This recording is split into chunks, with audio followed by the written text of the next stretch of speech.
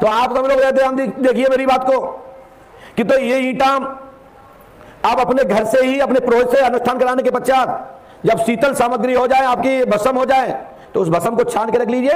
वो औषधि के रूप में, दवा के रूप में वो भभूति, आपको बुखार आता है, जुकाम होता है, सर्दी होती है, सिरदर्द होता है, भूत प्रेत जैसी शंका लगती है, कुशंका लगती है, तो फटाक से उस भभूति को मुख में डाल लीजिए। किसी अंडा पंडा पुजारी की जरूरत नहीं पड़ेगी, आपको तत्काल लाभ हो जाएगा हवन की रक्षा को। और जब वो मट्टी बचती है, वो मट्टी को अपने घर में ही, जहां पर आप लोग घास लगाते हो, उसी में गड्ढा खोद के गाड़ दीजिए जमीन में, तो आपको वहां पर पॉजिटिविटी गैस प्राप्त होगी। जैसे कि पीपल से आपको ऑक्सीजन प्राप्त होती है, ऐसे ही आपको जीने के लिए, आपके परिवार की वृद्धि के लिए प्रॉपर ऑक्सीजन, प्रॉपर गैस वह मिलती रहेगी कि नेगेटिविटी वहां के आसपास भी नहीं जगेगी, जो मैं गारंटी देता हूं। और उसके बाद उसमें जो ईंटा बचते हैं, तो आपने छत पर जाकर के रख दीजिए सुरक्षित स्थान पर, और जब भी जीर्णोद्धार निर्माण हो आपके मकान का, तब लगा दीजिए। नहीं तो आपने जिस घर में रहते हैं, सोते हैं, उसी में अलमारी में बढ़िया सेट करवा दीजिए। फिर उस पर रात्रि में एक घी का दीपक अपने पितरों के नाम से, पूर्वजों के नाम से, भगवान के नाम से, ईश्वर के नाम से, ऊपर वाले के नाम से, जिसके नाम से भी आप जानते मानते पहचानते हो, भगवान को, परमात्मा को, उसके नाम से एक दीपक जला दीजिए। आपको ईंटा का पावर देखिए और आपके दीपक का पावर देखिए, आपके जीवन में खुशहाली खुशहाली बढ़ जाएंगे। हमने इतना दे दिया है, हमने इतना दे दिया अपने इष्ट बल के, ईश्वर के प्रार्थना करके, क्योंकि ये बात तो कुपात्रों को भी जाएगी कानों में, लेकिन इसका मर्म वो क्या जाने। इसकी पहचान तो जौहरी समझ सकता है, जो इसका विद्वान होगा, इसको मन से सुन रहा होगा, समझ रहा होगा, तो इसको जरूर बन जाएगा और अपने जीवन में एक छोटा सा गुरु बन जाएगा और लोगों का भला करने लगेगा। आजकल गली गली कई बाबा तैयार हो गए। ये दयान पंडोकर सरकार की है, ये छोटे छोटे फार्मूले दिए और वो बाबा बन गए। लेकिन सच्ची बात यह बता दें, परमानेंट सोल्यूशन चाहिए आपको, व्यवस्था चाहिए, समाधान चाहिए, तो 5 महीने 6 महीने तक के लिए, साल भर तक के लिए रोग लग गए हैं, लेकिन पास में जाकर के किसी भी साधक सिद्ध से जुड़ करके अपना परमानेंट व्यवस्था करा लेना। यदि आपको लगता है कि कोई परमानेंट व्यवस्था वाला नहीं मिल रहा है, तो हर 1 साल में ये व्यवस्था कर लेना, आपको जरूरत किसी झाड़ फूक वाले की नहीं पड़ेगी। किस्त भाई के रिन्यूअल कराते जाओ। और परमानेंट चाहते हो तो फिर वो ध्यान से, योग से, जो साधक होगा वो आपको मार्गदर्शन कर देगा। वैसे बताऊं, मैं भूत बाधा को मानता बहुत हूं, और मैं इसको आपको अंधविश्वास की ओर नहीं ले जा रहा हूं, लेकिन भूत बाधा इतनी फ्री नहीं है कि एक के ऊपर 10 20 20 चढ़ जाए ना उतरे ही ना। जब हम और आप लोग एक जगह नहीं बैठ सकते, एक जगह नहीं रह सकते, तो भूत बाधा भी सब स्वाद जानते, जैसे अपन जानते हैं, घूमना फिरना जानते हैं, भूत बाधा भी जानती है। अब कहते हमारे वो उतरता ही नहीं है, वो चढ़ा ही रहता। कोई कहता चढ़ा ही रहता, हम कहते बेवकूफ, वो चढ़ा रहेगा ना, तुम्हारे टमाटर जैसा लग रहा है, मिसल जाओगे। कई लोगों में 10 20 भूत चढ़े, लेकिन उनको शरीर देखो तो ऐसा जैसा हाथी से भी कम नहीं।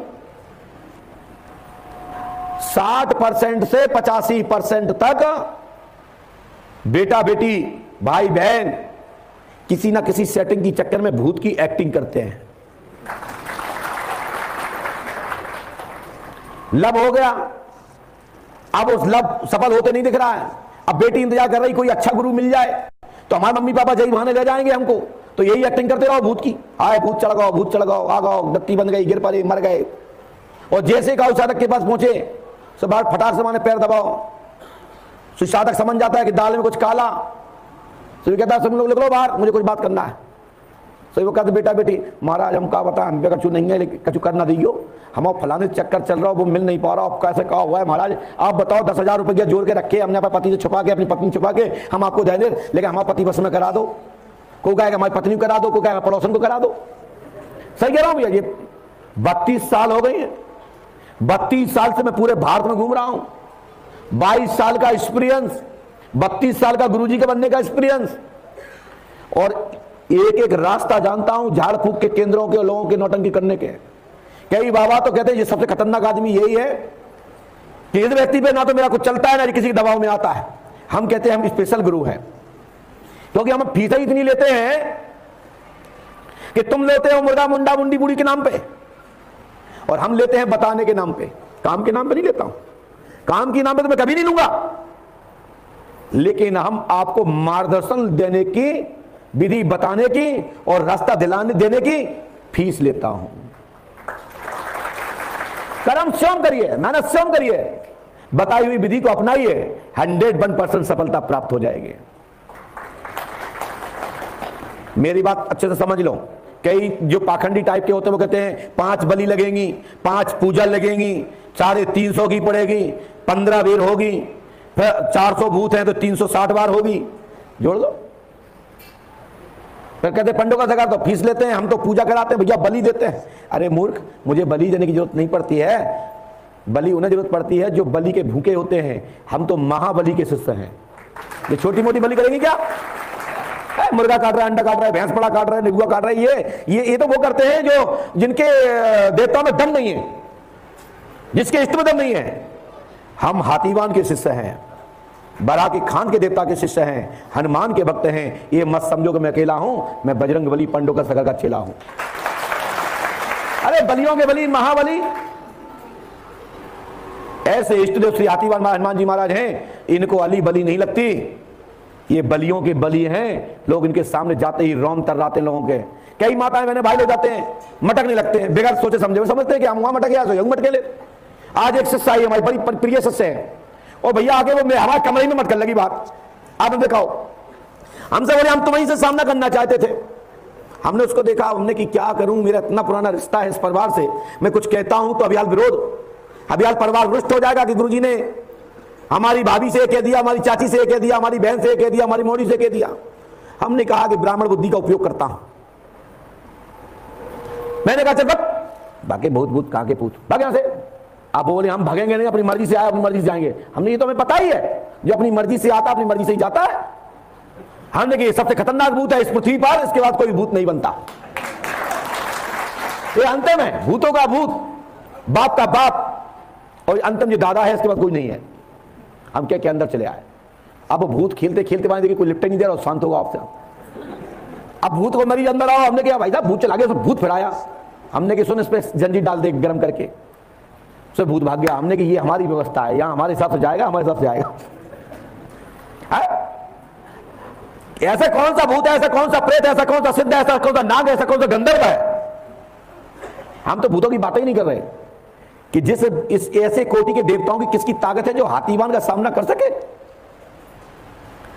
हाथीवान का नाम सुनते ही कोसों कोसों पलायन कर जाते हैं, कोसों कोसों।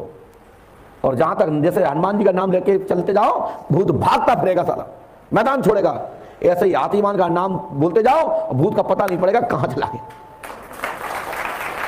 हम भूतों प्रेतों की बातें नहीं कर रहे, हम बात कर रहे हैं नाग गंधर्व सिद्धों की बात कर रहे हैं। ये लोग मैदान छोड़ देते हैं हाथीवान के सामने। ये भूत प्रेत पिचास गौड़ नारसिंह बुंदेला खबीज कान की औकात है, सामने खड़े हो जाए।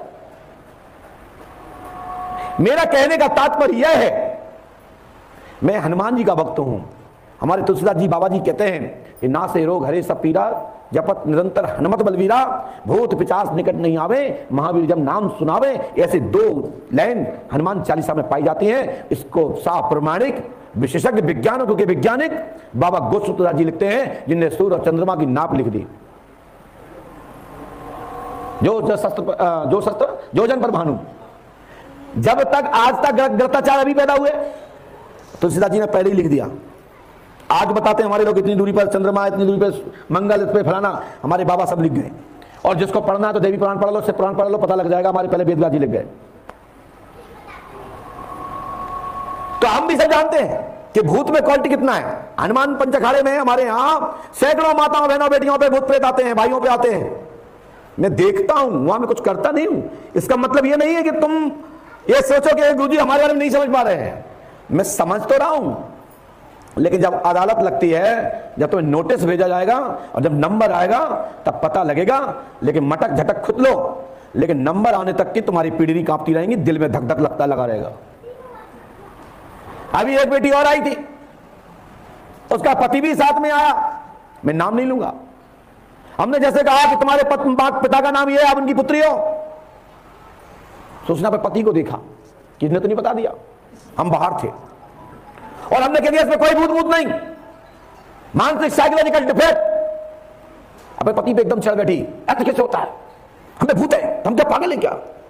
अरे हमने कहा बेटा तो अपनी पति को बेवकूफ बना, अपने सास ससुर को बना, मुझे मत बना, मैं तुम्हारा गुरु हूं।